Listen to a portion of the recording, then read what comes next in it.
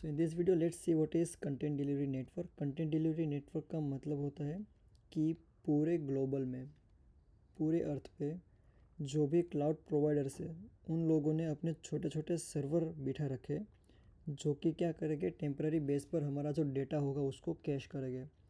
तो as a real example in the AWS, अगर आप देखो कि एज लोकेशंस जो है वो ब्लू डॉट से रिप्रेजेंट किए उन लोगों ने। तो ये जो ब्लू डॉट्स है वो है content delivery network. Content delivery network का मतलब होता है कि छोटे छोटे सर्वर्स। तो ये जितने भी ब्लू डॉट्स है वो छोटे छोटे सर्वर्स है। छोटे सर्वर मतलब सिंगल सर्वर भी हो सकते हैं और ग्रुप ऑफ सर्वर्स भी हो सकते हैं।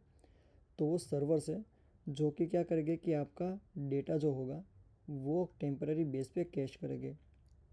उससे फ़ायदा क्या होगा? तो फॉर एग्ज़ाम्पल अगर मेरा सर्वर है USA में और मैं रिक्वेस्ट कर रहा हूँ इंडिया से, तो अगर मुझको मुंबई के किसी सर्वर में ही वो डेटा मिल जाए तो मैं कई सारी लेटेंसी, कई सारा लोडिंग बचा सकता हूँ। तो मैं जल्दी कस्टमर को अपना कंटेंट सर्व कर सकता हूँ। और जो CDN होता है वो कैश करता है स्टैटिक डेटा ही। तो फॉर एग्ज़ाम्पल नेटफ्लिक्स है, यहाँ पे भी रियल एग्ज़ाम्पल अगर देखें, अगर मैं पेज रिफ़्रेश करूँ तो नेटफ्लिक्स कई सारी फाइल्स लोड करता है। तो अगर नेटवर्क टैब के अंदर मैं जाऊँ और यहाँ पे देखूँ, जो URL है वो है CDN से स्टार्ट हो रहा है, मतलब कि ये जो फाइल है, फिर ये फाइल है, ये सारी फाइल लोड हो रही है यूजिंग CDN। तो क्यों ये CDN से लोड हो रही है? क्योंकि ये जो फाइल्स है वो मे बी होस्टेड है कहीं पे, फॉर एग्ज़ाम्पल लॉस एंजलिस में। अगर वहाँ तक मैं रिक्वेस्ट करूँ तो लेटेंसी बढ़ जाएगी, लेकिन अगर मुंबई में वो डेटा कैश हो रखा है तो मैं मुंबई पे से वो डेटा मंगा सकता हूँ। और जो बात है CDN के कैशिंग की, तो CDN में हम नॉर्मली जो स्टैटिक डेटा होता है वो ही कैश करते हैं। क्यों? क्योंकि जो स्टैटिक डेटा होता है वो लगातार चेंज नहीं होता। तो इसकी वजह से हम स्टैटिक डेटा कैश कर सकते हैं और हम सर्व कर सकते हैं अवर नियरेस्ट कस्टमर। सो इसी तरह बहुत सारे एसेट्स भी जो होते हैं वो CDN से ही लोड करते हैं। जो भी पॉपुलर वेबसाइट होती है वो सब लोग, यहाँ पे कई सारी चीज़ें, कई सारी फाइल्स CDN से लोड हो रखी है। तो CDN के प्रोवाइडर में एक तो ये AWS है, अज्योर है।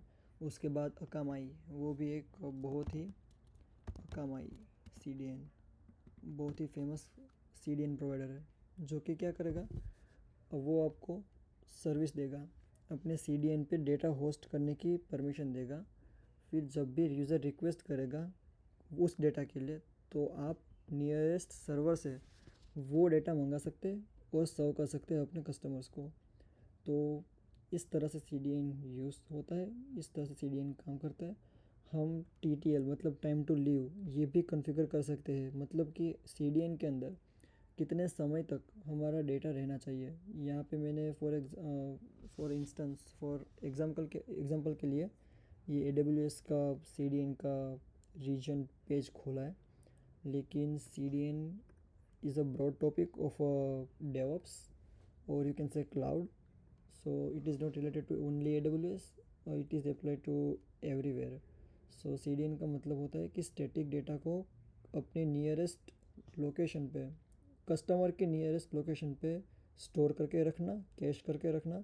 और जब भी रिक्वेस्ट आए उसके लिए, तो मेन सर्वर से डेटा फेच करने की जगह वो जो कैश किया है डेटा, वहाँ से डेटा सर्व करना। सो ये है CDN। Thank you.